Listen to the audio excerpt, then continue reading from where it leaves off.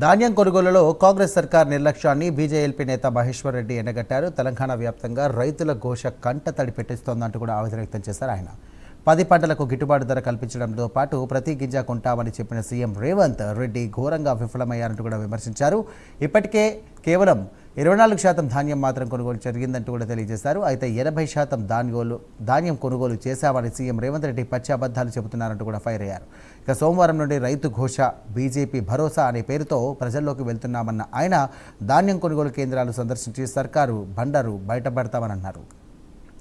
3 రోజుల పాటు కొనసాగే ఈ కార్యక్రమంలో భాగంగా మొదటి రోజు బీజేపీ రాష్ట్ర అధ్యక్షులు రామచంద్రరావు పాల్గొంటారంటూ కూడా మహేశ్వర్ రెడ్డి తెలియజేశారు. ఈ రాష్ట్రంలో అన్ని వర్గాల ప్రజల్ని ఏ రకంగా మీరు మోసం చేస్తా ఉన్నారో అదే మాదిరిగా అన్నం పెట్టేటువంటి రైతన్న 6 కాలాల పాటు కష్టపడి పండించిన పంటను కూడా అమ్ముకోలేనటువంటి దుస్థితిలో ఈ రోజు రైతుంటే రైతును ఆదుకోవాల్సినటువంటి ప్రభుత్వం గాలికి వదిలేసిన మాట వాస్తవం కాదని అడుగుతా ఉన్నాం.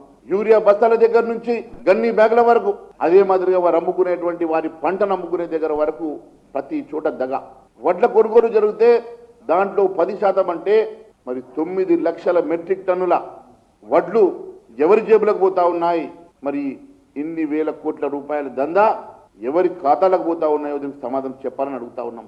ఇవన్నీ నిక్కు తీర్చడానికే, రైతుల పక్షం నిలబడడానికే, రైతులకు భరోసా ఇవ్వడానికే భారతీయ జనతా పార్టీ రైతు ఘోష బీజేపీ భరోసా యాత్రను మొదలు పెడతా ఉంది. సోమవారం నుంచి బీజేపీ పక్షాన ఎమ్మెల్యేలము, ఎమ్మెల్సీలము, ఎంపీలము కలిసి వెళ్తాం. మొదటి రోజు రామచంద్రరావు గారు కూడా మా వెంట వస్తారు. మరి ఈ కార్యక్రమాన్ని రేపు ప్రకటిస్తామని ఒకసారి తెలియజేసుకుంటూ ధన్యవాదాలు తెలియజేస్తా ఉన్నాను.